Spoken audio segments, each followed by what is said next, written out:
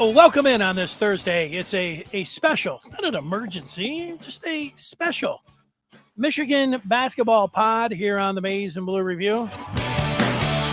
We are going to connect with former Wolverine Anthony Wright coming up in just a moment or two. Just want to remind everyone that most of the time we are talking football, but there are other sports than just Michigan football.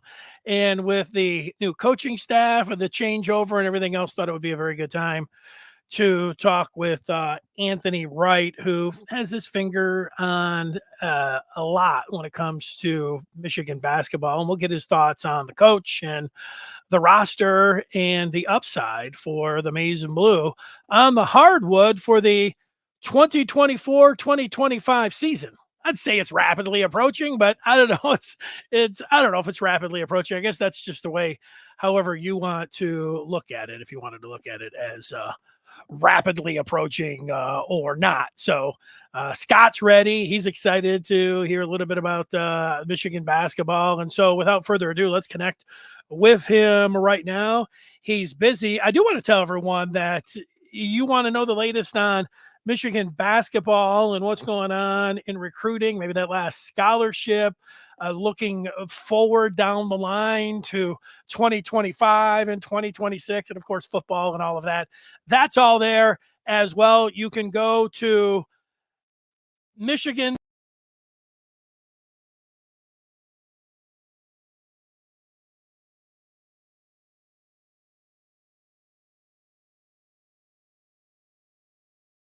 And here he is. We have him. Ant, how you doing? I'm good, man. I'm good. Yeah, well, it's never a bad time to talk Michigan basketball. There's a lot of new things, certainly different things with Michigan hoops. It's June, so let's talk some Michigan basketball. Now, if I had to ask you the question, there have been a lot of lofty projections with Dusty May and the team that he's assembled. You've taken a look at it. I think you might have a better guess than most. Do you think that this is a tournament team when you just take a step back and look at the roster? Tournament team, absolutely. The one thing that I would, I really hope they get this Jameer Watkins kid from Florida State.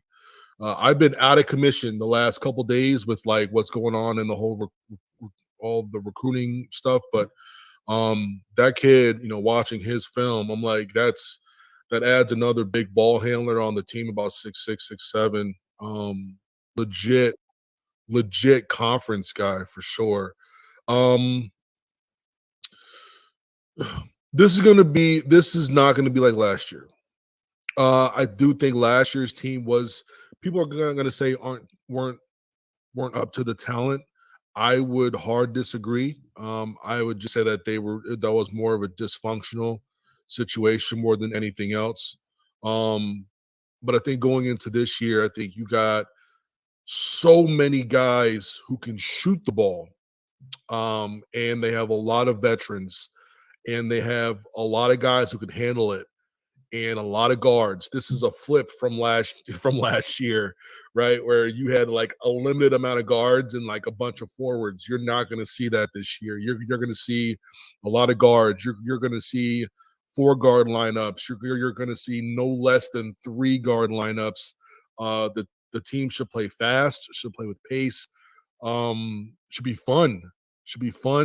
But the shooting is the biggest flip from last year to this year. And teams who can really shoot well and score the ball, they should do well. And metrics wise, it should look very, very good. That's why teams like Creighton are able to get seated to where they were and be really competitive. This is going to be similar, where you have a team that could get a better seed just because their metrics are going to look really, really, really good, whether it's from beating down the bye games or playing really tough teams close, maybe in close losses, but that's not really going to hurt their overall metrics. So this team is going to be fun. It's going to be very, very fun. You're going to have multiple guys who are 3-level players who can shoot the ball, can drive it, can create for each other. Decent bigs on the inside with Danny Wolf and Vlad. really balanced, really balanced. They don't have a clunker down low, which I wish they had. Just one extra guy like 6'10", 6'11", just 270, could just throw his way around for 8 to 12 minutes a game. They don't have that. But they're very balanced this year. It's good to hear you say all of those things. And the one word I like, fun, I'm all about that. Now, I looked at it, and I've looked at is not as much film, but some film of these players. And individually, I can really see the skill set, and I can see the shooting, and we'll run through some of these guys. But the thing to me is they look like they have a bunch of complementary players. I'm not sure who's going to step up and who's going to be, Goldin's got some numbers there. You mentioned Vlad. He's got those numbers, but nobody else really that you look at, maybe Gail, you can say, okay, he's got the starts, he's got some numbers behind him, but I don't know. Is that a 1-2 punch, or you're just thinking that because of what they have, something will emerge there and some guys will fill that vacuum of being the stars or being the go-to players? Yeah, I mean, like Rody, Gail, Ruben Jones, those are the guys who you're gonna expect to have to step up into a big time role. That's why I really want them to get this Jameer kid from Florida State, because he fills so many voids on that team in terms of someone who could kind of just give the ball to and just get out the way. But Ruben has that. Rody does have that as well too. But that next level type dude's going to be Jameer. And I think you're right when it comes down to just like, they don't really have like Trey Donaldson's a good guard, but he's not Doug, right? Where you can kind of just give him the rock and kind of make decisions. He's not the one who you're going to give the ball to in late clock, right?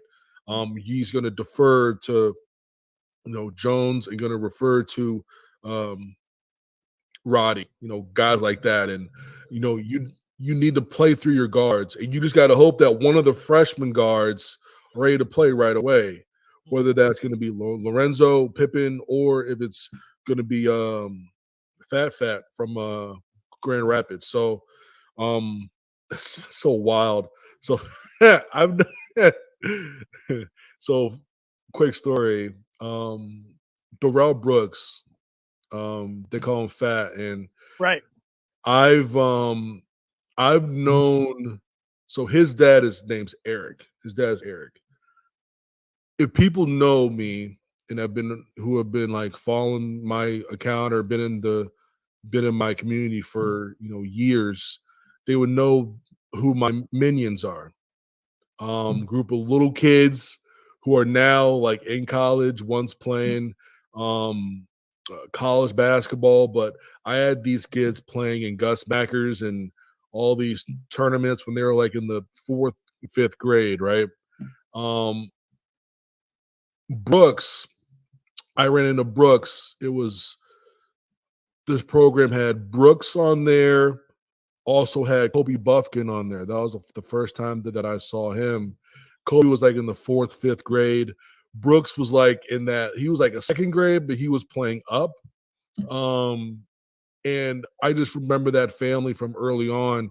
Real good family, real good dudes. It was a pleasure, and then being able to see Kobe come through and do what he did, and seeing what Darrell has done up to this point, you can really appreciate the journey that they've gone to be able to play at this level. But you do want Brooks, you do want Lorenzo, you do want Pippen, one of those to really come out and be someone who can challenge for like an all freshman team type of nod. You do want that impact early from one of them, and they should be okay. True story. They call me Fat too, but not with the PH. Like Mr. Brooks will be coming in. Let's run through some of these players. I do want to point out, it looks like that Florida State is getting Jameer Watkins back, and so that He he's is. back with the Seminoles. So Thank you. Thank you for that. It could be, but I don't know. There's always you can say that, and then the next thing is happening. So Yeah, we'll that stinks. yeah, it does. Let's go over some of these players now. I watched video. I did not break it down like you do famously and very informatively with your YouTube channel. So you can agree, disagree. I'm not going to get my feelings hurt, even with my comps or anything else. But let's start with Sam Walters, who played at Alabama. He's 6'10".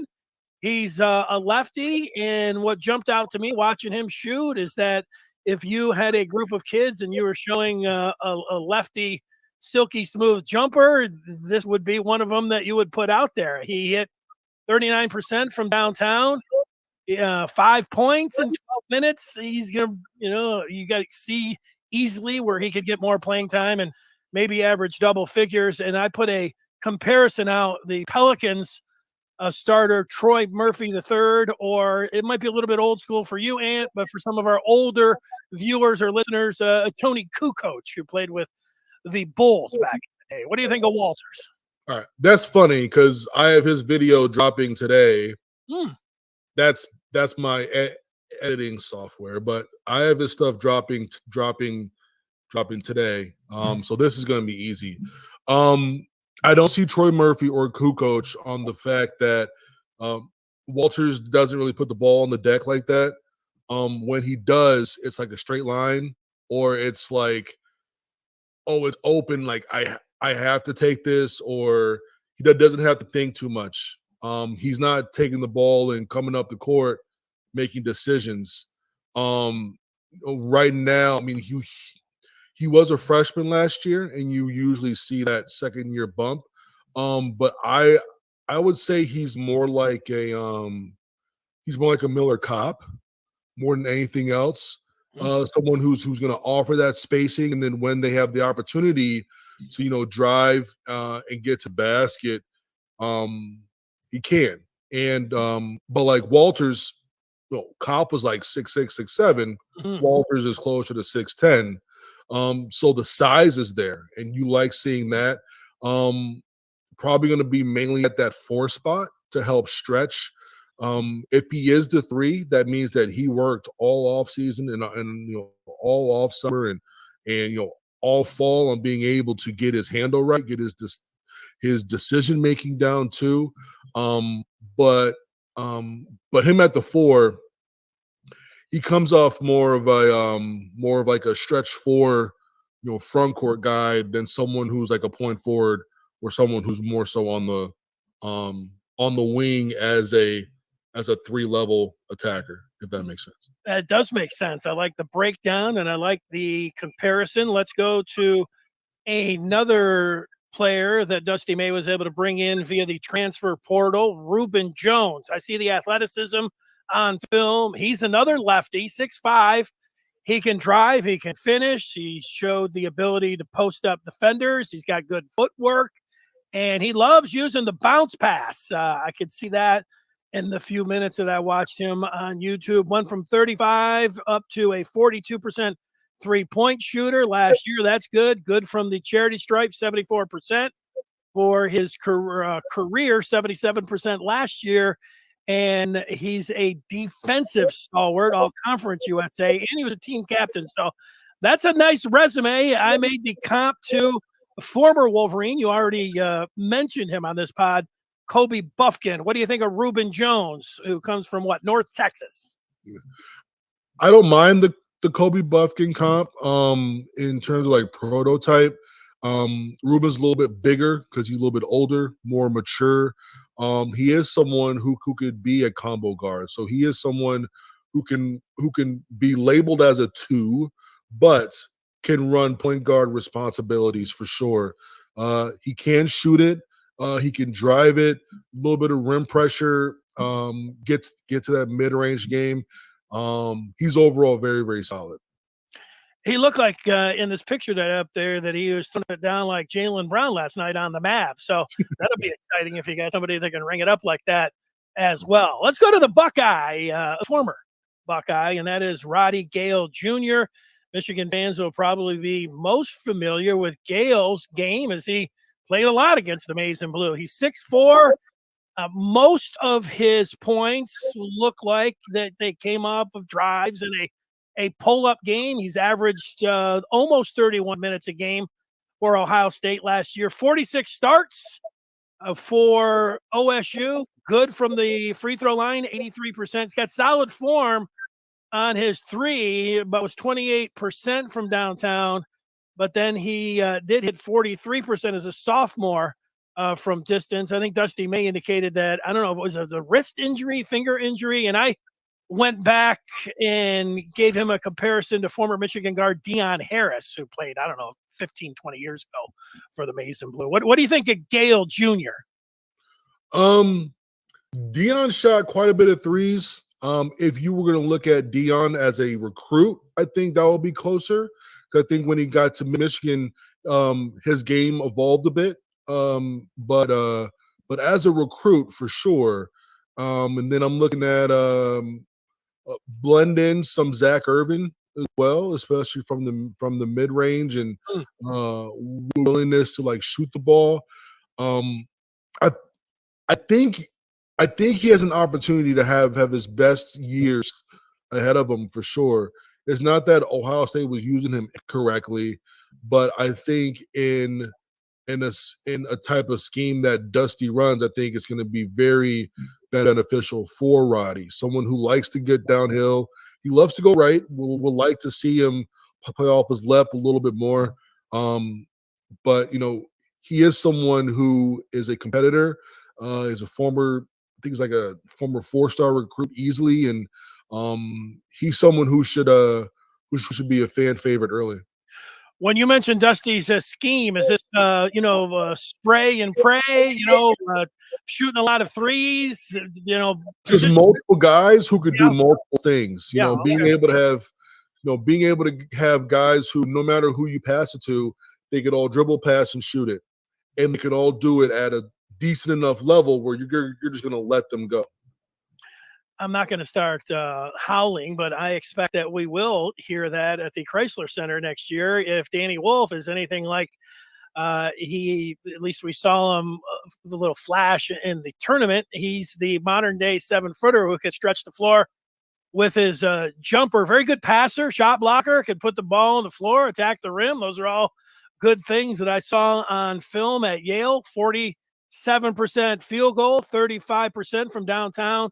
All of that's good. A taller looking Brian Scalabrine or a poor man's Laurie Markkinen is what I put down as the comp there. I'm glad you laughed because I was expecting to be I was looking for a little joke and response there from you. Yeah. What do you think of Wolf? If he can get more athletic, he's got to really hit the weight room, get more athletic. When he played against bigger, more athletic players, it tended to make him stay away from the paint. It was more perimeter oriented. I do want to see him be able to, play a little bit tougher within 8 feet. But outside of that, I mean, he is ultra skilled, ultra skilled. And he is a bit finesse. If we can combine some of that finesse with some toughness and get a little bit more rigid, he could be dangerous. I'm like, you're watching him get a rebound, or it's a turnover, or they're outletting the ball to him, letting him kind of just dictate things and come up the court and use his ball handling and doing all those things, being able to put him on an island and kind of one-on-one smaller 4s or slower 5s is going to be a weapon for Michigan for sure.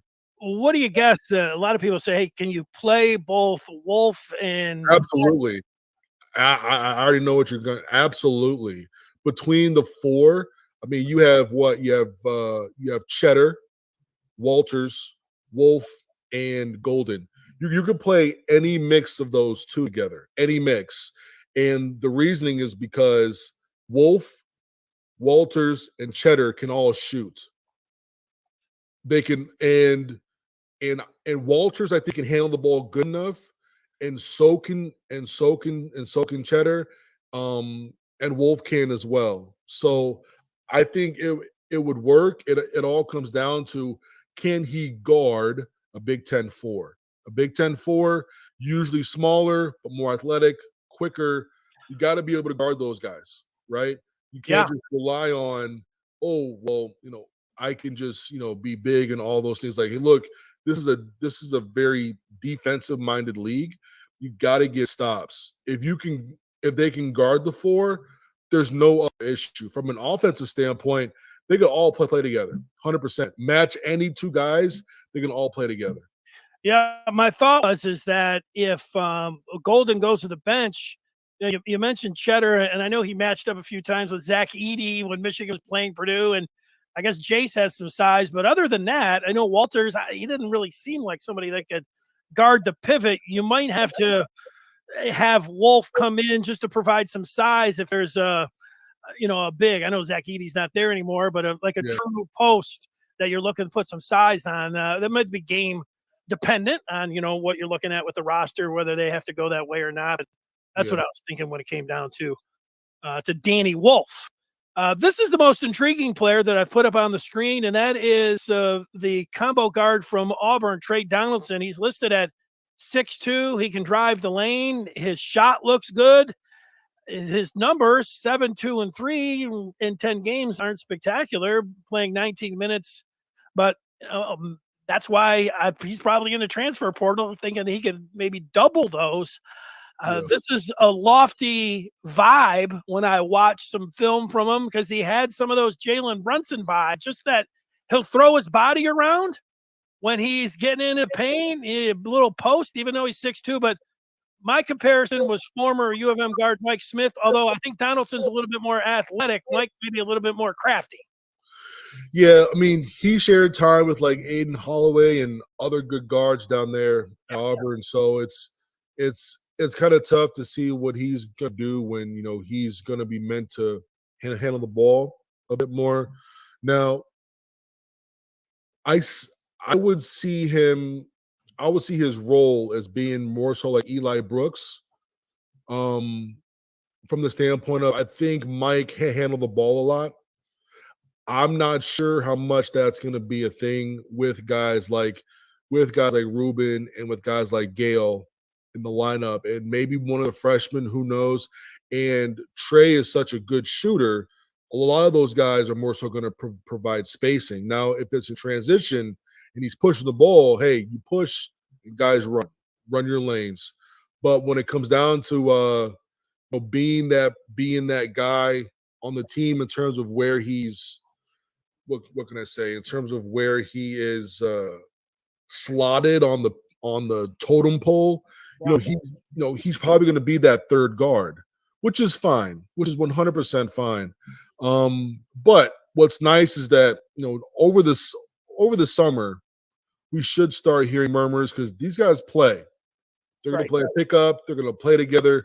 You're going to see which guys are going to be more alpha and which guys are going to be more, hey, I'm going to be more, there for spacing more than anything else. So, he is one of the more, question marks what his role is going to be. But, like, I can't iterate enough. Like, they're going to play 3 and 4 guards at times. So, just because he's in there with 3 other guards, it doesn't mean that he's the one with the best matchup, and now he's the one who's going to be able to take full advantage. You know what I mean? So if you have Jones and Gail being guarded by the best perimeter players, and then Trey's being guarded by number 3 or number 4, trying to hide someone on him, then Trey's going to get the ball.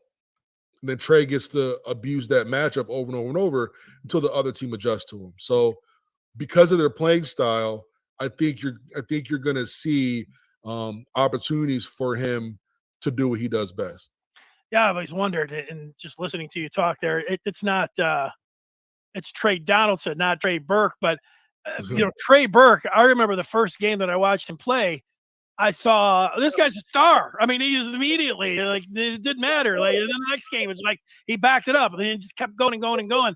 I would guess that in the summer leading up to his freshman year, that Trey Burke in those practices was showing everybody like what he had, and it wasn't a surprise to everyone else. Oh, definitely. I talked to Stu Douglas about that. He was just like, "Yo, like Trey walked in, like he was the best guard on the team, and then he was establishing that from like day one. That's kind of how it all went down." All right, we've got a few more players with Ant Wright, the former Michigan player from 2007 to 2009, the 2007 season to the And, yeah. 2009-10s. For those that can picture that and see it, we get to last but not least, and the biggest, at least listed on the roster, 7'1" Vlad Goldin, definitely a back to the basket 7-footer. He can shoot the hook with his left and right hand. He has started 106 games in his career, and he can score diving to the basket off the pick and roll. He can box shots, and he had averaged a 65% field goal percentage from the floor in his last 2 seasons at FAU, hitting a lot of those shots down low and throwing them down.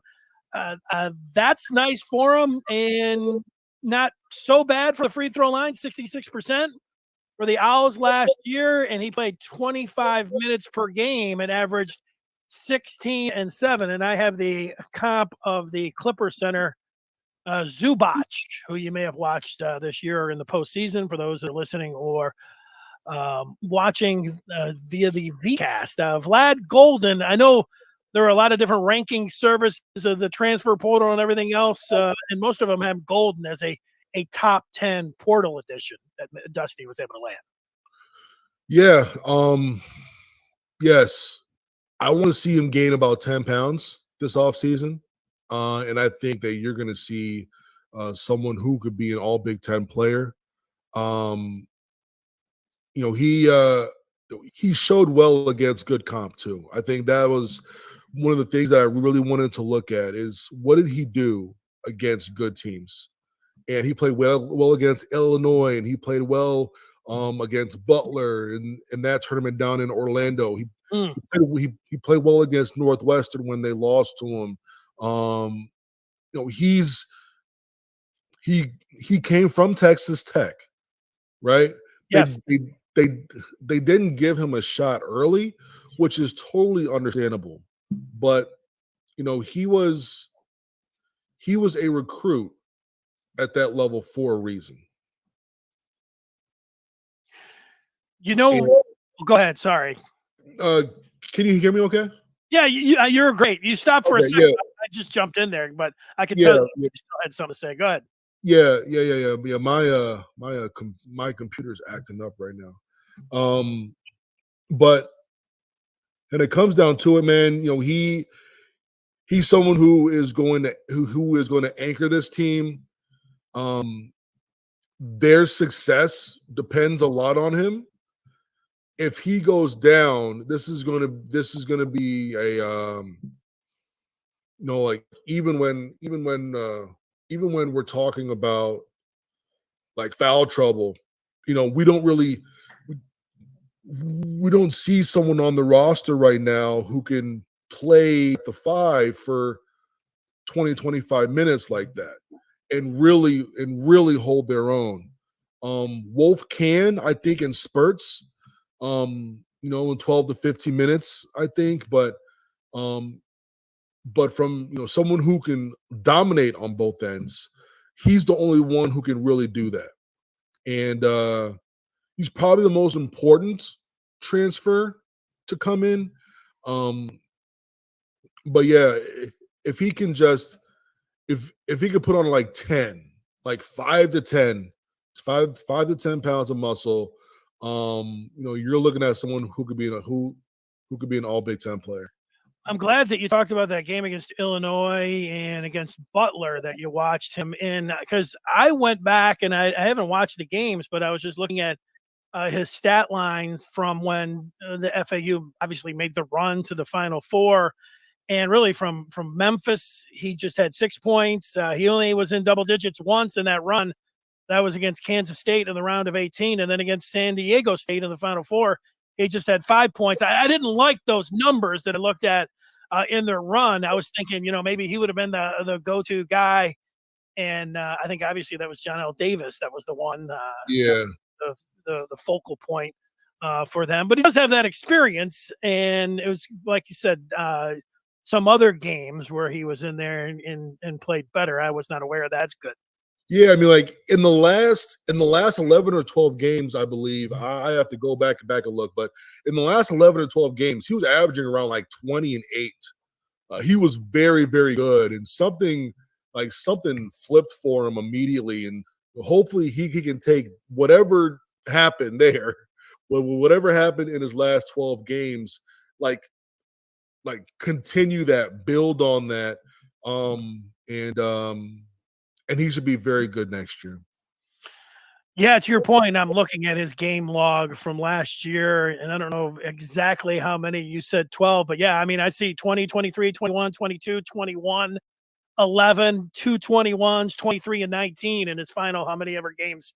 About 10, 12 games. So yeah, he really seemed like he hit his stride or whatever, certainly in the scoring department. So those are all the transfers, and man, I know a lot of people were calling what they call Dusty the portal god, for him being able to go in there. Well, it was exciting the year before. You saw Love, and the before that it was Williams, or Shannon. It was like, wow, man, Juwan's really going after him. Of course, he wasn't able to get any of those guys, and you just think even whoever that sharpshooter was from Kentucky that had some interest for a while, and I'm thinking, wow, if they're able to get he's awesome.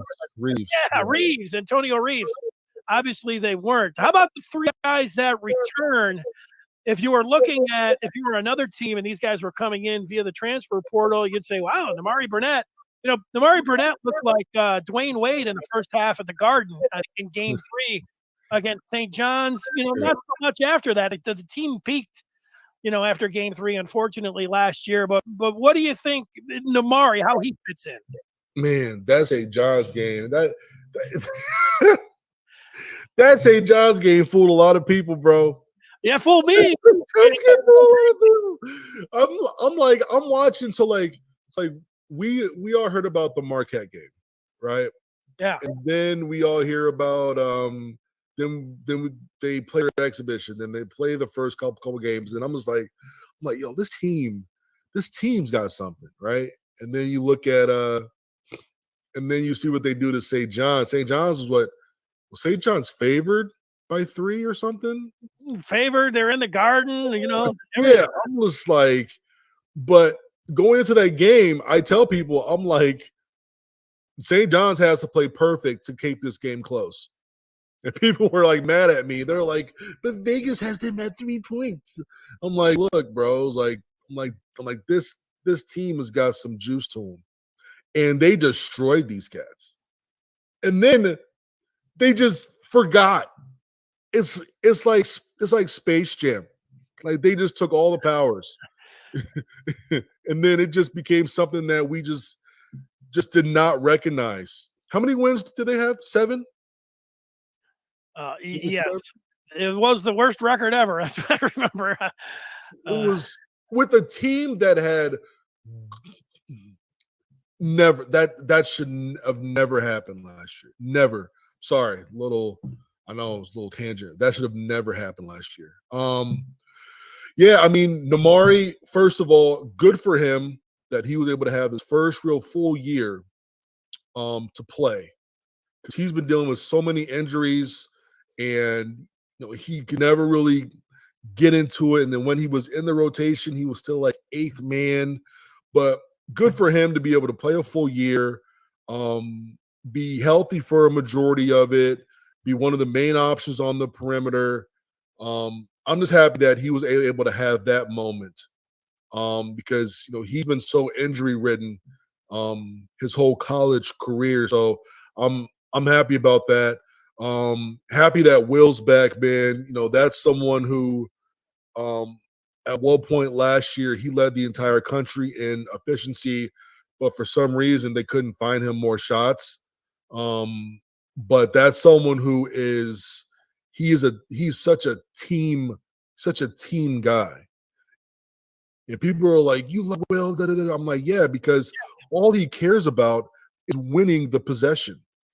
He doesn't care about how it happens. He just wants 2 points, or he wants to stop 2 points. He does have a fouling issue. He's got to get that under control. But from a metric standpoint, you're talking about one of the most efficient players of all of last season, regardless of level. But getting him with someone with a new staff, I just hope he's able to just give just a hard reset and be able to come out and just do what he does well, shoot the ball, feed him in the post when he needs to. But they got to get his fouling down. Say, hey, like this isn't worth it. This isn't worth a good foul, or this is a dumb foul. Like this is a pointless foul. This is a foul that's a complete waste. Just have to make sure that he's much more important than just one possession of just hacking someone. Jace Howard, I mean, he didn't play much last year and he was injured for a lot of it. It's cool to still see him there. I think that's that's showing that he really loves the school. And you can't really ask for more than that. Someone who really hasn't been in the rotation, whose dad just got let go pretty much, and you're still at the school. That you got to love that school a lot to still be around. And so shout out to him. Yeah, and shout out for Dusty as well. If there was a gap between not only Juwan but the entire Fab Five, which does have connections and are still beloved in Michigan basketball circles, this is whatever you're going to say, olive branch or anything else with Jace, and so there could be some upside. We might have already seen it with what's his name's son, coming in as a Howard Isley's kid, coming in as a walk-on. Maybe that doesn't happen if Jace isn't back, and you feel like the bridges are burned there. I don't know. Michigan won 8 games last year. You shortchanged them by 1. 8 games. Yeah, they won 8. 3 of them right off the bat. They hit their high point. That's crazy, man. And then the Long Beach State game wasn't on TV, and I talked to somebody, said, "Oh man, they look like last year." And I was like, "Oh man." Yeah, they just could not miss. Now, so you've talked about the freshman impact. Do you think is it more of going to be ball handler, a true point guard, a facilitator, one of these guys that might find their range from downtown? You mentioned Brooks, Mr. Basketball in Michigan. That doesn't mean nothing, that's something that he has in his back pocket here. If you had to guess which one of these guys would be a contributor to the team this year, you've watched the film a little bit. Who would you pick? Probably Justin Pippen. I think he was at Sierra Canyon. Yes. Seeing what his brother did at Vandy, I mean, you got to give some credence to that too. So I think Justin Pippen can come in because they're going to need someone on the ball. Like if just need one of the freshmen to figure it out. I think Lorenzo is a lot like Jones and Gail, but I think Pippen and Brooks have the best opportunity, honestly, to find their way into the rotation, and it's going to be at that lead guard spot, 100%. If one of those guys can figure out how to crack the code, see what Dusty wants, and kind of just use that and just push that forward, it's going to be either Pippen or Brooks, in my opinion. Great stuff. And like you indicated at the start, you think this team with the ability to play the style that Dusty May's bringing to the table and the ability to shoot, a lot of positionless players, a key, Vlad Goldin being able to stay out there for the duration in the pivot, and this team could be dancing in March when it's all said and done, which will be music to Michigan fans' ears listening to this in June. For sure. I mean, it's going to be nice to try to get to a Final Fours or something like that, but you can't get to a Final Four without being in the tournament. So That's what it comes down to. You got that right. For those that are watching, I don't know. I think everyone is following Ant Wright on Twitter What? and various others. Everyone? No shot. One or two that would not be. And so if you type in just Ant Wright, you're like, where's he at? You put it's Ant Wright, and then it pops up there, and you've got all of your various platforms there. People hate me, dude. They hate me. What you do is I'm going to give you the straight up approach here when it comes down. Social media, if you're putting opinions out there, you're going to have a lot of people that don't like what you have to say. And then you're going to have half that do. And that's the trick. And I think that you have, I don't know about mastering it, but you've found a sweet spot. You have a lot of people that are going to come after you. And, it's good engagement. It's all good, clean. You're not reckless or anything. You just have opinions. If you have strong opinions, you're going to have people coming after you. So yeah, it's fun though. It's all in fun. It is all in fun. And you just mentioned we're taping this Thursday, that you'll be dropping a breakdown of Sam Walters, Michigan forward who came from Alabama. And you will take a look at his game. What you take us through the process of what you do with your YouTube? How many? How do you put that together? So when I do my clips, I've moved those to my Twitter. I think that Twitter is going to be better for the 1 to 2 minute clips. Anything that's like 3.5 minutes or over is going to be put on my YouTube. So on YouTube, I just had a video on Bronny James and the NBA draft. And then, Sam Walters today.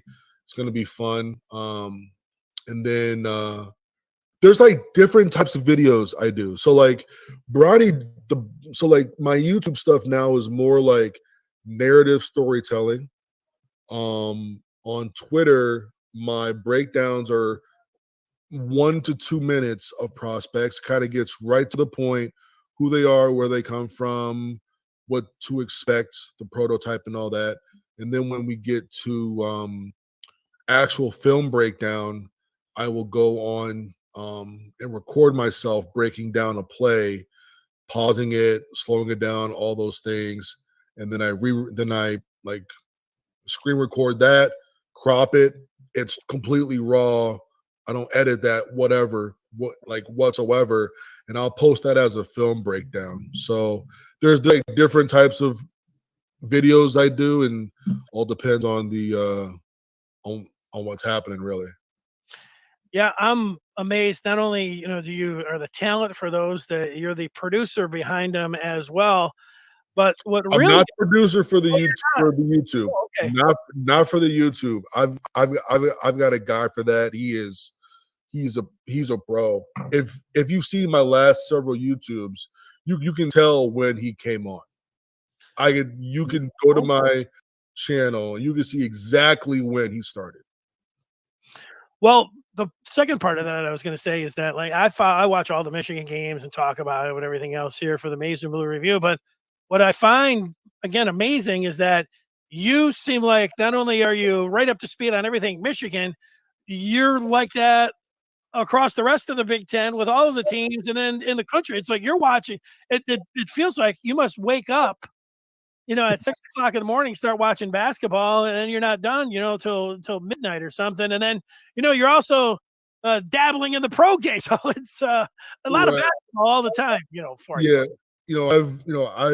I've been incredibly fortunate to be able to kind of have a business where all I need is my phone and a PC, and it's just me and my kids all day. And my wife she's in law school, and being able to just be pretty much a stay-at-home dad.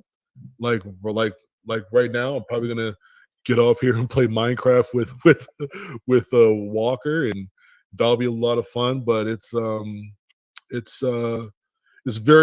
very humbling, and it's a really cool opportunity. And since I have time to do things, I get to watch USC Oregon from last year to get a clue on what we're going to see this year. And I get to watch old games, and I get to watch what's going on with Rutgers. I get to talk to people what's going on with Iowa. I get to see, hey, well, why didn't this recruit choose this school? And I get to do those things basically 24/7, where people have like a 40-hour work week or 50-hour work week. My work week honestly goes from when I wake up to when I go to sleep. I wake up like probably around like 7. I go to bed, probably around like 3 in the morning. I'll take a nap for sure. Usually when the youngest one is napping, I'll nap when she naps for like 2.5 hours, like during the day. But yeah, like my days are pretty consistent. Every day is a Saturday. But yeah, like I try to make sure that I'm devoting as much time as I can, and I do a lot of content like after 11 p.m. Because that's just gonna set me up for the following day. Because then when content is being put out there, this is like free game. So a part of my routine is having multiple videos ready. So I'm going to drop them throughout the next 2 days. So while people are eating those up over the next 2 days, I'm working on my next batch. Like I'm always a day or two ahead. And that just keeps it going. And they're like, man, you never sleep. I'm like, no, I don't. But at the same time, like I've already got 4 videos in the like in the canon ready to drop at this time or this time or this time. I know when certain people play, so I can get like if I want to do like a Caitlin Clark video, if they play at 7, I know that it's going to be up in my system by 10. And I'm like, I could start looking at her stuff at 10:30. I could either drop something late night for the late night people, or I could just hold on to it and just drop it around 10 o'clock the following morning, and then work on something else to drop later on that day. But yeah. Interesting. 7 a.m. to 3 a.m. with a little bit of nap mixed in there. Sometimes I'm out at like 9 p.m. and I'm out to like 8 to like catch up. Those are the best. Like I'll be on the couch at like 9:30 spending time with Roz, and she looks at me and she goes, "Oh, early night, huh? Let's go." Hey, we're out. Gone to sleep before 10, and then I wake up at like 6:30. Like, oh my gosh, like let's go. Like I am so ready to go. Tell the dog, let's go. We're going. And then she'll be asleep for another hour. So I know I have like 45 minutes to like record, because it's really loud, right? Because you have kids and baby crying and dog barking. I'm like, oh, I got 45 minutes here. I could do like probably like 2 rounds of audio, which is like stealing time during the day. But yeah, that's it. I love it. If you missed that, the cannon will be firing later today with some Michigan basketball breakdown from the transfer portal and Sam Walters. And before 2 p.m. What time? Before 2 p.m. Eastern. So by the time they're watching this, they're probably going to be on that. Sounds great. Thanks so much for your time. All the best. And, basketball season will be here before we know it. Take care. Need it. See you guys. There he is. Ant Wright. Thanks for watching.